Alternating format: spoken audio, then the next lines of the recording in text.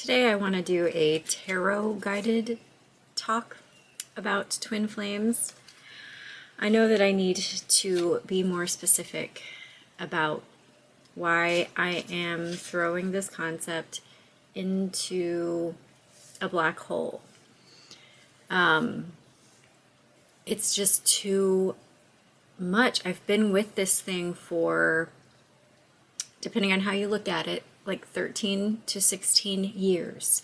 It's become such a point of contact between me and my own identity that functioning without it feels not just flat and confusing, but I just feel like I don't exist anymore. And what I have to do is extract myself from any kind of idea that I am entangled with another person.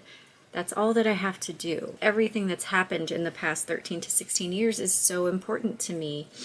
And very little of it has had anything to do with the person, but the concept alone keeps us fixated on another person, and the only solution being union, and the only goal being, what do I do to achieve union? It's been too long for me, and I just want people to know, women or men, I hope we're all enlightened about gender at this point. I'm just going to operate as though we are, because we all contain multitudes. Gender being a self-construct or even a society construct, as opposed to the biological basis of sex, which does have a huge bearing on what gender we feel that we are. Please know also that the political obsession with sexuality is corrupt, and it's intentionally confusing you and keeping people stuck in a premature state so that we never become full-grown sovereign beings. So just putting that out there. Okay, tarot, talk to me. Hi, good morning. I love you. I'm sorry I'm being a bitch lately. The very first day that I started shooting for this channel with a plan, I felt so calm and composed and ready to be good. Well, the first thing I got out here is the star.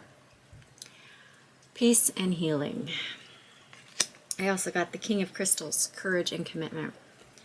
I love where this is going already, but let me finish what I was talking about.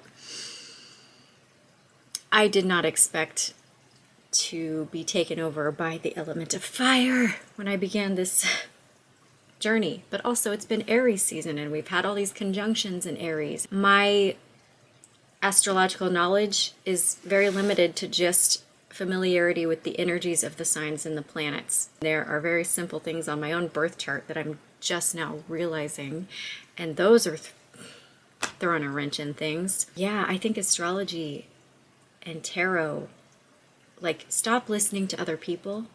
Just stop. We're all confused. Nobody knows what is happening, okay? Do not follow groups particularly. So with the twin flames, just the fact that it's gained as much momentum as it has and it's become a marketing ploy, just know, so long as the person is just not there, then don't let any of your energy go to them. The point of separation, whether it's between you and a lover, or you and a friend, or just me and you as separate aspects of the divine, the point of separation is for the development of the individual. And this whole journey has helped me develop a lot. It's been beautiful. I don't begrudge what it has done for me in a lot of ways. It's just that, for one thing, this fire comes up. Anger is a symptom. The etymological root of the word anger is constriction. So when you're feeling trapped, anger appears to bust you out of whatever prison you've found yourself in. Anger is a liberator. And it just occurs to me, we just had like Venus and Uranus conjunct. And I think that has a lot to do with my energy. I don't know, I can't keep up with the actual movements of the planets, but I've noticed, like, I definitely feel them. I'm a level 7 susceptible.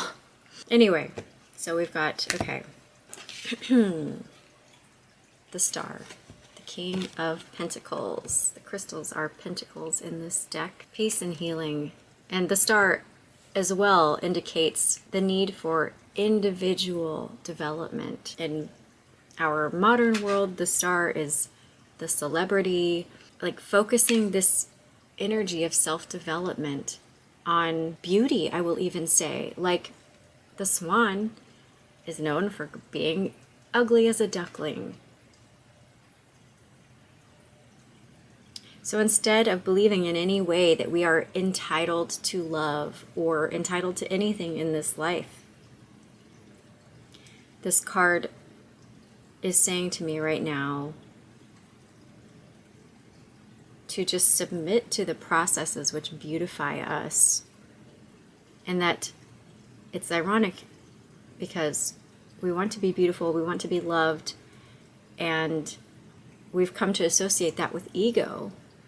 But you really have to surrender your ego to let life beautify you, to let it deepen you. Because the star comes after the tower. And actually, that's the very first card I saw when I picked up this deck to do this reading. I meant to lead with that. When I picked up this deck to talk about twin flames, I saw the tower. The tower means destruction. So that gives me more confirmation that this concept deserves to be blown up. It's hardened. It's become unuseful. It's an extension of maybe just romantic obsession and fixation and the fairy tale. Like, I'm for defending the fairy tale side of life. It's just that it also goes alongside the gritty reality of life. And then under that is roots in hell, you know? This whole spectrum of experience is even what multidimensionality really is. You're not multidimensional because you have magical powers. Multidimensionality is simply the realization that you are all of those levels of being at once. You are one localized point in which all things exist. I think right now, this courage and commitment needs to just be to oneself and a positive vision for the future. I love how it looks like they're almost looking at each other, but not quite. They're looking a little past each other. This really speaks to me of divine feminine and divine masculine, and how the refined masculine energy, which is adept at the material world, something that, I mean, I barely feel material. I struggle greatly with just the whole material thing. I would die very quickly in the wild. I need stalwart masculine energy, protection, someone to build the house and fix the shit. Like, this is proper masculine fundamental energy.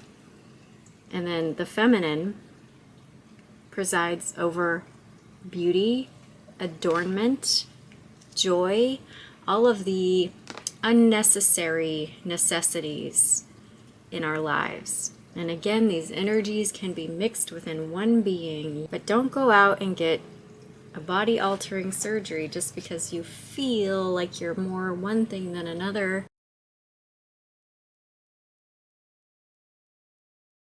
This is the feminine out of balance. It's all about feeling, and we ignore the fundamental physical facts. This is feminine shadow that we're seeing in the left, and it's masculine shadow on the right. And that shadow is the tower crumbling. Like, we're all finding ourselves in new kinds of shadow because the tower is at changing stages of the fall. Like right now it's crumpled about halfway, so everyone's finding themselves in a certain type of shadow. The earth is gonna shake and that shadow is gonna reshape, and the masses will huddle under that as well. It's been a wild ride and I'm sick of it.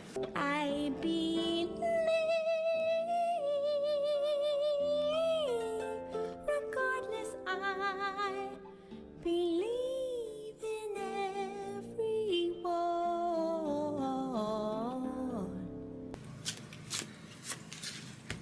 Oh, wow. The Ten of Pentacles, stability and attainment. Stability is right beneath our feet. There is no more work to do to achieve stability upon this planet. We just have to get our heads straight and our hearts straight. Stabilize from within. I did a video about the number 444 up here. And this is a card of materials and manifestation, but I'm going to use it spiritually here and tell you that real stability is about finding your foundation within your mind, spirit, body complex. This is what happens. I keep starting a video about twin flames and it becomes about all these other things because twin flames is a fixation. What we're really going for here is this individually. And then if two people have their shit together enough, then I like to think that the universe will guide them together in very similar to the way the whole twin flame dynamic is supposed to play out. And sometimes I'm just scared because my soul feels so freaking specific. Like I just can't be with any put together person. I've experienced too much cool shit, but I've also had synchronicity in every romantic relationship that I've ever had, and none of them were forever. Like synchronicity does not mean this is your thing forever. Synchronicity is just guiding us along the path. And let's ask a more pointed question of the tarot here.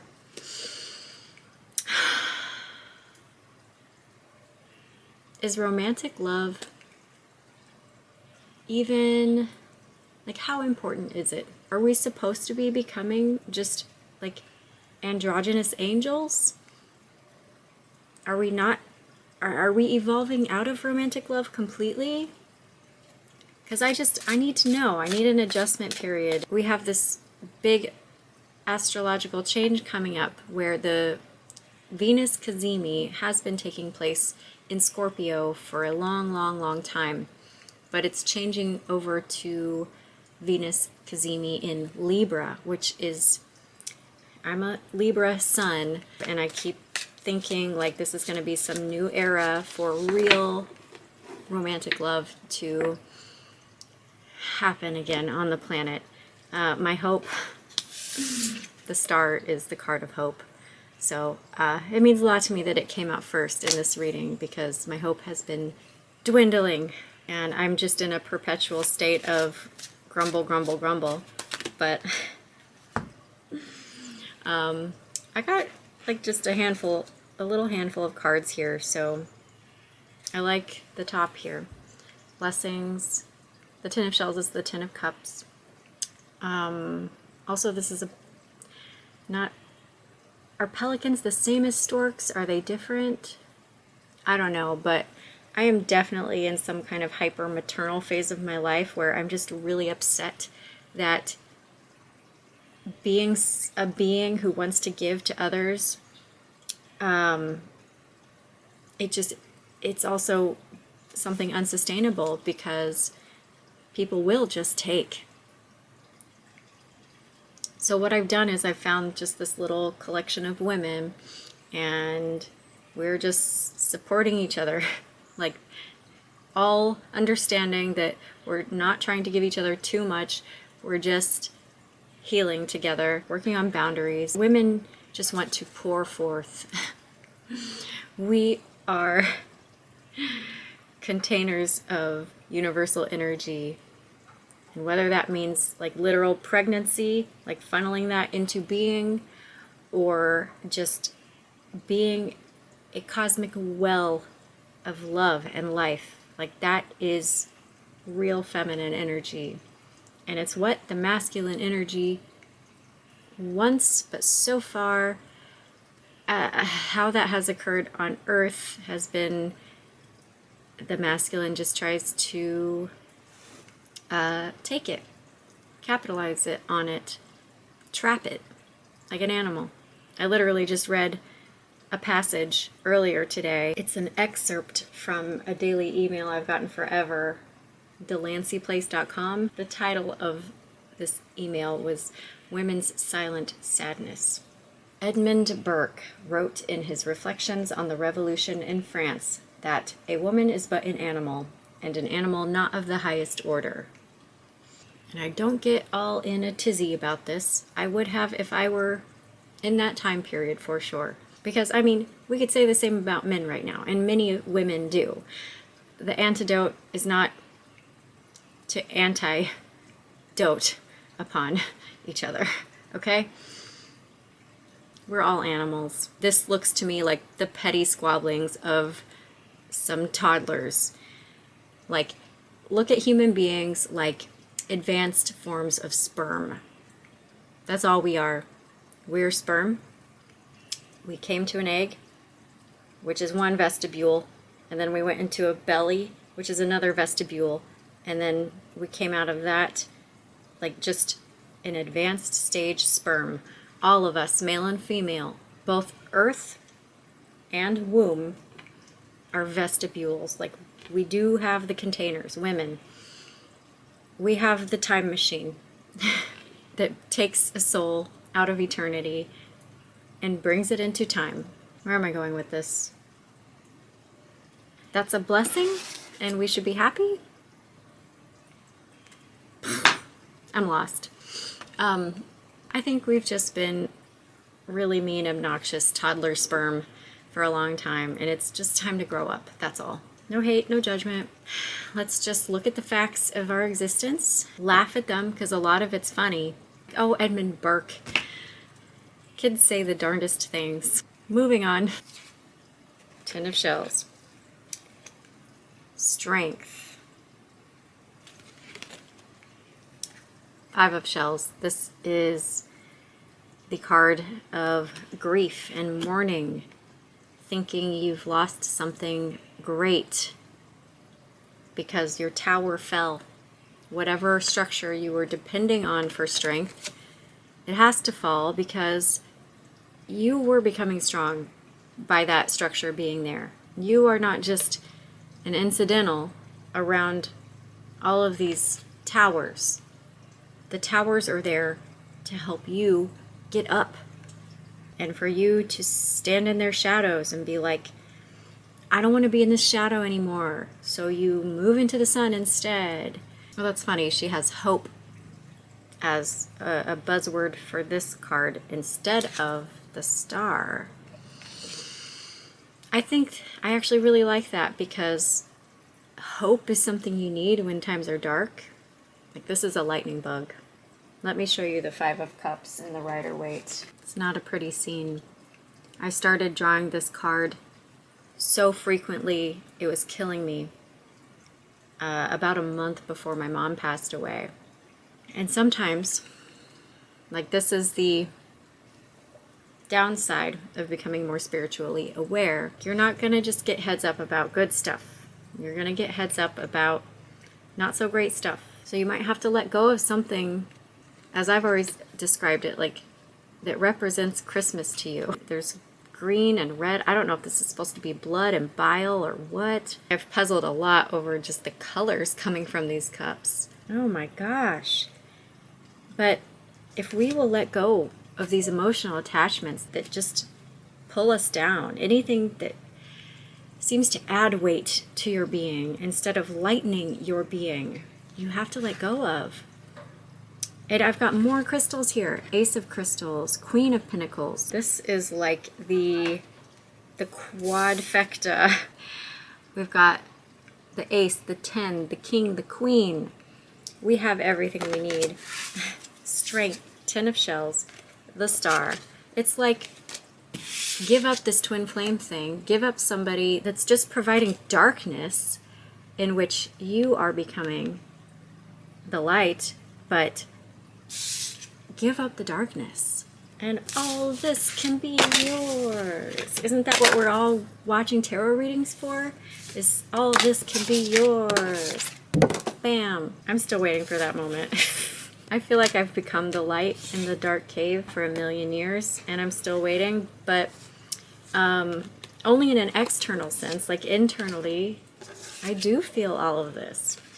So I'm also looking at like law of attraction and law of assumption and manifestation and all this spiritual buzzwordy shit. Like, give me a break. Like, this is all just marketing at this point. This is more hyper capitalism, not sustainable capitalism. It's just more hook 'em and keep the hook in, because people got to make money and they got to feel the fish tugging on the hooks. And it's just, I don't know, it's gross. There's a lot of gross stuff in the air.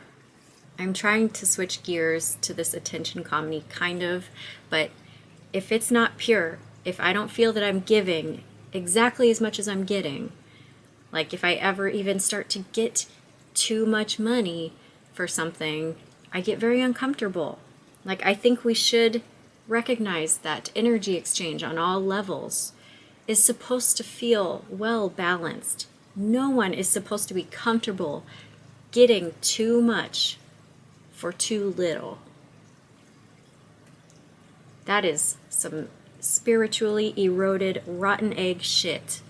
If you are getting that in some instance of your life, then you need to be giving back in another. Anyway, did I talk about twin flames? Did I clear it up? Why we don't do this shit anymore? Not on this purely abstract level. Like, I understand if you're like really attached or grieving somebody. Like, we do just have to be a bug in a cave, and we need to cry a river. Our vision is obscured a lot of the time. That is all okay. If you're just going through that process and that's what feels best, then that is what's deepening you. That is what's healing you. But if you start to feel at all cramped by that experience, or like it's holding you back, then don't let it. You are not beholden to anyone else. Taking a look again at these marriage cards, neither one of them have like a man and a woman in it. We've got party goers and students, prudent students and hardy partiers. We're supposed to strike this balance within ourselves between super serious and humble and super light and self-congratulating even. Another comparison to draw here is the symbol that the Hierophant is making, which also appears in the Ten of Swords, the worst card in the deck next to this one. As above, so below. I'm sure that's something like what it means. I'm not big into being a stickler about the esoteric stuff. It just means what it means to you when you need the lesson. Any type of pedantry is manipulation, but basically what I'm getting here is that if you ain't been through this, you don't get this, and that you need to submit to the processes of life. So sometimes if you want to be that light, you do have to sit in a dark hole, the black hole, let the gravity suck you in. But then you have to build up the strength to get out. And the strength that you build getting out of that black hole is what gives you all of this and more. Easy peasy. Fittingly, I had to check my inspiring quotes of the day because they are always so synchronistic. Look what we have here. On Being Alone by Ursula K. Le Guin. We are each of us alone, to be sure. What can you do but hold your hand out in the dark? Be beautiful, be stable, be strong, be humble, and be happy. Peace out.